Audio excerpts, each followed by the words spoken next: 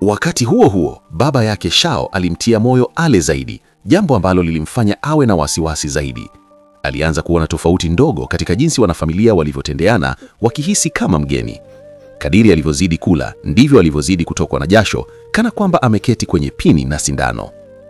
Zihan alipompongeza mama mlezi wa Shao kwa upishi, Leng Chao hatimaye alipoteza utulivu. Kwa sauti ya baridi, alionya kwamba ikiwa Zihan ataendelea kula hivyo, huenda asipate nafasi nyingine ya kula katika siku zijazo. Mara tu baada ya hapo, mama yake Leng Chao alimwambia haraka aende kuhudumia wali badala yake, akimkumbusha asimruhusu Shao afanye kila kitu peke yake. Kuona Leng Chao akisimama kwa utiifu na kufuata maneno ya mama yake, kila mtu mezani alimsifu kwa kuwa mwangalifu na mchapakazi. Kusikia pongezi zao, Leng Chao hakuweza kujizuia kujivunia. Zihan hakuwa karibu kupoteza. Ghafla akawa na nguvu, kana kwamba amechochewa na msukumo mkubwa, na akajitolea kuosha vyombo na kusafisha nyumba. Kila mtu alivutiwa kuona kijana tajiri akifanya kazi za nyumbani kwa hiari. Ushindani wa ajabu kati ya wavulana hao wawili ulionekana wazi kupitia vitendo vya Zihan wakati wa ziara yake nyumbani kwa Shao. Ndani kabisa ya moyo wake, Shao aliamini zaidi kwamba Zihan alimpenda kweli. Alikuwa na haya sana kuonyesha hilo hadharani. Asubuhi iliyofuata, Shao alichukua hatua ya kumwalika Zihan kwa mara ya kwanza. Zihan kwa upande wake alijiandaa kwa uangalifu kwa ajili ya safari hiyo. Hivyo, mahali ambapo Shao alichagua palikuwa hatari kidogo. Baada ya mgongano mdogo uliosababisha mapigano mafupi, Zihan aliishia kuchechemea alipomsindikiza Shao nyumbani. Wakati huo, Leng Chao akiwa katika ngazi, aliwaona pamoja. Alimwonya Shao kwamba Zihan alikuwa na nia yake ya kumkaribia. Lakini Shao alijibu bila hatia kwamba aliamini Zihan anampenda kweli. Katika darasa lililofuata, Zihan alienda darasani kwa siri ili tu kumwona msichana aliyempenda.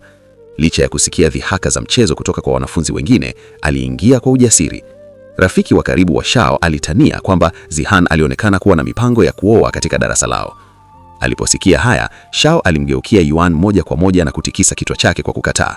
Lakini Yuan bado aliamini maneno matamu ambayo Zihan aliwahi kusema. Aliendelea kutabasamu na kuzungumza kwa furaha, hadi tabasamu hilo likatoweka ghafla. Ilibainika kuwa leo ilikuwa mkutano wa wazazi na mwalimu, na Yuan alikuwa amefaulu vibaya kwenye mtihani. Akihofia baba yake angegundua, alidanganya, akisema mkutano ungeahirishwa kwa saa 2. Yuan alitumaini kwamba ifikapo wakati baba yake atakapofika, mkutano utakuwa tayari umekwisha.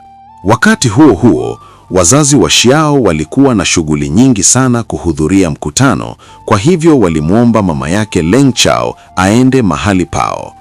Mara tu alipoketi, alimwona mwanamke akija akionyesha uzuri.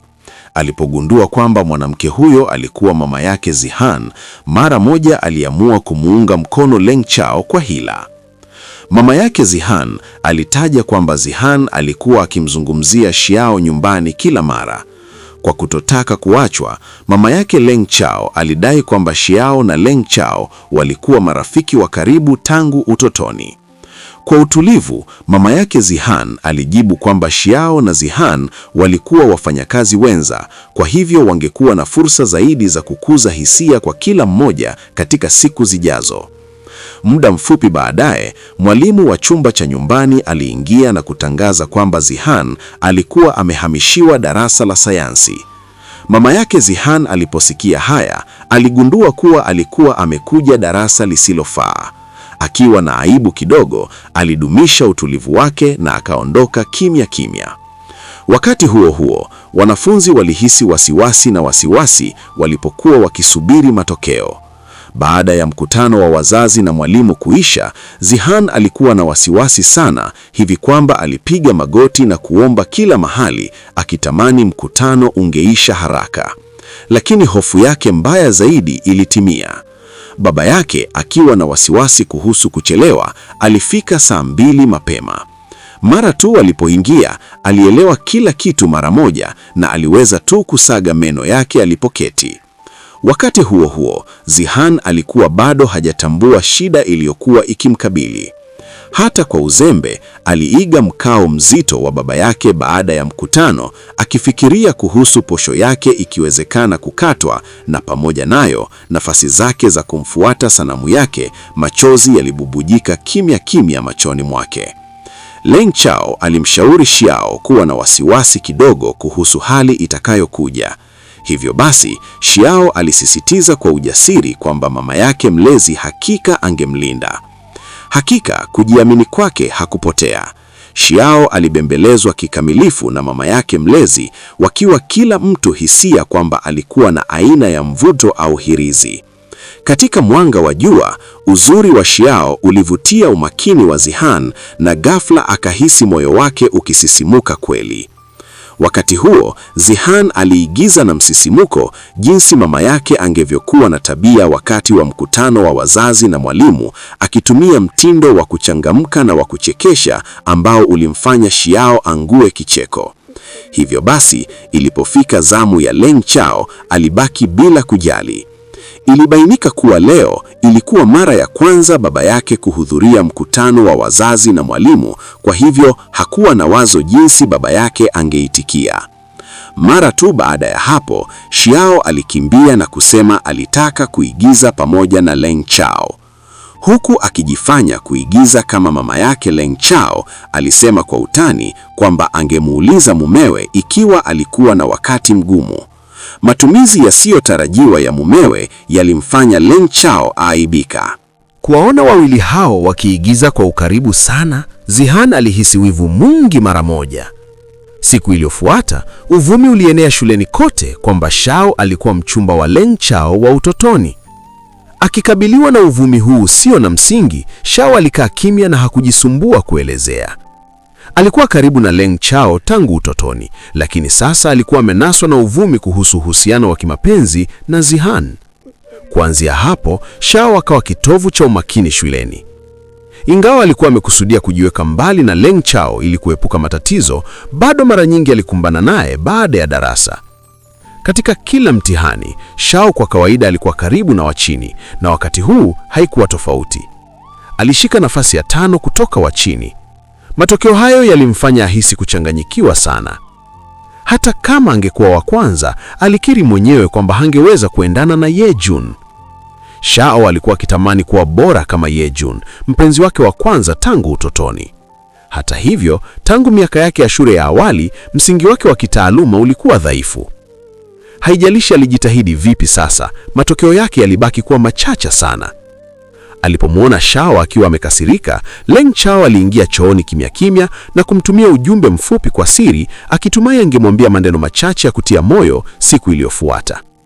Siku iliyofuata, Xiao aliwaonyesha marafiki zake kwa furaha kipande kidogo cha karatasi ambacho alikuwa amekipakua kwa uangalifu, chenye maneno ya kutia moyo ambayo Ye Jun alikuwa amemtumia. Wakati huo huo, Zihan alikuwa akiimba chooni alipogunduliwa ghafla na skauti wa vipaji. Skauti huyo alimwalika mara moja kujiunga na programu ya wanafunzi wa sanamu. Hata hivyo, kucheza ngoma kuligeuka kuwa udhaifu mkubwa wa Zihan. Zihan alikiri kwamba alikuwa akihisi kama alikuwa akiishi katika kivuli cha Leng Chao. Hisia hii ya udhaliliwi inayoongezeka ilipunguza kujiamini kwake polepole. Ili kumtia moyo Zihan, Xiao alifichua kwa siri ukweli wa kuvutia kuhusu Leng Chao. Aliimba vizuri sana, lakini mara nyingi alikosa mwelekeo. Maelezo haya madogo yalionekana kumfanya Zihan acheke na polepole akapata tena kujiamini kwake kulikopotea. Kwa kweli, kila mtu ni mtu wa kipekee na hahitaji kuwa nakala ya mtu mwingine. Muhimu zaidi, watu wanahitaji kujifunza kukubali dosari zao wenyewe na kuishi kwa amani na wao wenyewe. Muda ulipita kimya kimya, na muda mfupi baadaye ikawa siku ambayo Leng Chao alilazimika kufanya mtihani wa kuingia chuo. Usiku uliotangulia, Xiao alifunga kamba nyekundu kwa uangalifu kwenye kifundo cha mkono wake, akimtakia bahati nzuri. Alitumai angeweza kushinda kila changamoto iliyokuwa mbele yake. Kisha akamwambia kwa dhati kulala mapema na kuahidi kutomsumbua. Lakini dakika chache tu baadaye, hakuweza kujizuia kumuuliza kama alikuwa ameleta kadi yake ya mtihani, kama angeandaa penseli zake na kuwa na wasiwasi kuhusu mambo mengine madogo. Mwishowe, Leng Chao hakuwa na chaguo ila kumsukuma kwa upole nje ya nyumba. Muda mfupi baadaye, Leng Chao alilazwa katika chuo kikuu cha Yunhai, akichagua taaluma yake kuu aipendayo, teknolojia ya habari. Umbali huo ulimfanya achane kwa muda na rafiki yake wa utotoni. Wakati huo huo, Xiao alilazimika kuzoea kuishi peke yake, na Zihan alifaulu mtihani wa kampuni ya burudani na kujiandaa kwenda nje ya kusoma, akifuatilia njia ya arti. Zihan aliposikia kwamba alikuwa karibu kuwa nyota, Wan alitoa simu yake kwa furaha. Mara ya kwanza, wote wanne walionekana katika frame moja, lakini machoni pa Jihan ilionekana picha ya Xiao ilikuwa tayari imechorwa hapo. Wakiwa njiani kurudi nyumbani, Jihan alimshukuru kimya kimya kwa kumtia moyo kila wakati. Xiao alitabasamu kwa upole na kusema alitumai wangebaki marafiki kila wakati. Hakika, hadi dakika ya mwisho kabisa, Jihan hakuwa na ujasiri wa kukiri hisia zake. Alipokuwa karibu kumkumbatia kwa heri, simu kutoka kwa Leng Chao iliita, akikatiza wakati kabla ya kutokea. Kwa upande mwingine, Wan alikuwa tayari amepata njia yake mwenyewe. Kwa silika kali na upendo wa habari na hadithi za kila siku, alikuwa ameazimia kusoma uandishi wa habari. Kuhusu Xiao, baada ya yote aliyopitia, bado alihisi utupu moyoni mwake. Akiwa njiani kurudi nyumbani, Xiao alipokea ujumbe kutoka kwa Leng Chao. Hakutaka kumfanya awe na wasiwasi, na ghafla akakumbuka kwamba ilikuwa siku yake ya kuzaliwa.